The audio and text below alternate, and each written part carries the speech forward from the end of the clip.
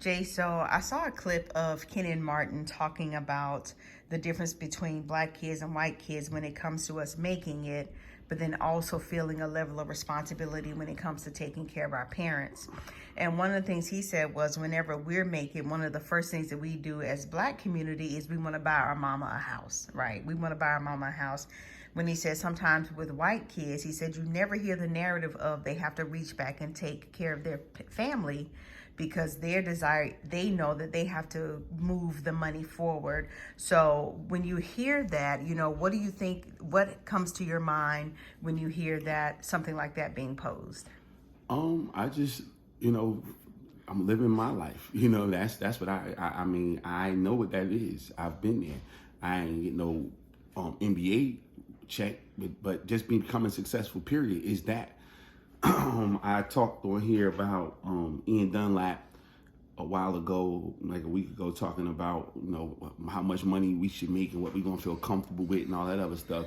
But one of the things that I said in that speech was that you don't know where we come from in the generations, and so when you have individuals that's coming from generations of poverty and being in the system, welfare system, government assistance, anything like that, or drug addiction. You read Rich Paul's book, hear what he's talking about.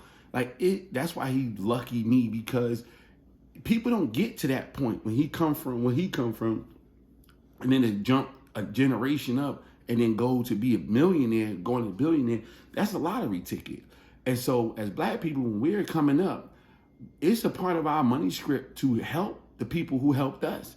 And a lot of in our community, we're made to feel like, well, I raised you, so you have to take care of me.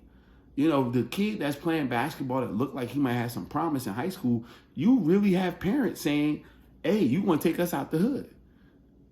And they're putting that on them. And so when kids do make it, in whatever way they make it, they feel like they're obligated to give back to their family members and bring them up to get something that they didn't earn. You know what I'm saying? So, and then you have the ones who've done it successfully. You think like a Shaq, who always talks about what he did for his mother, or this person now.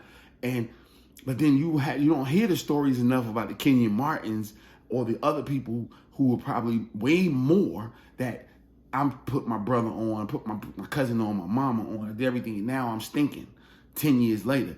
It's a real thing. We have to start not at the lottery tickets, not the people who win, they'll get those major contracts, NBA, MLB, NFL, any of that stuff. It's regular black people who become successful. When we raising our children, we have to understand that, that was our decision to have children. All of my children owe me is respect. That's what they owe me. And everybody owes me that, because that's something I demand. If you're going to be in my circumference, respect is something that is, I don't tolerate disrespect. So you're going to have to respect me, because I'm going to give you respect. So definitely not somebody I'm taking care of going to disrespect me.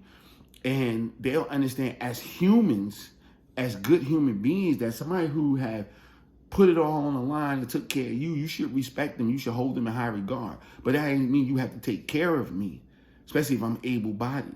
Now, I would love for you to take care of me when I can't take care of myself. And I'm not talking financially, because if you're doing what you're supposed to do, I should be able to take care of myself financially. But we're going to all get to a point where we go back, circle of life. We couldn't take care of ourselves as kids. We're going to not be in a situation to be able to take care of ourselves as elderly individuals. And yes, it'd be great to have your kids and your grandchildren around to take care of you in that time frame. But that is totally it. But we're counting on our kids in our community to take us out of the hood, to be that beacon of light for us. And that's on the TV shows. They're talking about that in music. That's all the rhetoric. And so it's sad. That's not the rhetoric that they're getting on the other side of the track. And so again, so when we talk about what's going on social media, and nothing's never enough. You ain't got millions of dollars, so you stinking. You ain't up, so this and that contributes to that. Because you start getting desperate. You start thinking the fact that you have a good job and you working as a bus driver ain't enough for you to be a good dad and take care of your family. because your teenage daughter hears Ebony K. Williams and she looking at the dad like he ain't enough, but he's the one feeding you. He's feeding you every day. You know what I mean? Like, it's all comes into a circle with all this nonsense. So we got to stop talking and preaching and teaching this dumb rhetoric about money and building bad money habits and money scripts. You know, we have to understand that every generation should be in a better space than we are, but it's going to come through education. Good education. I'm not talking about A's and B's and 1, 2, 3s. I'm talking about education from generation on top of generation and saying, hey, my problems that I encountered, the next generation shouldn't have to encounter my problems. And I should be there to support and cheer on the next generation. You know, if I benefit more because of that, great, by all means. But that's my gift to the next generation, is to put them in a higher level and a higher space than I ever was able to see on my own. That is what we're supposed to do as human beings.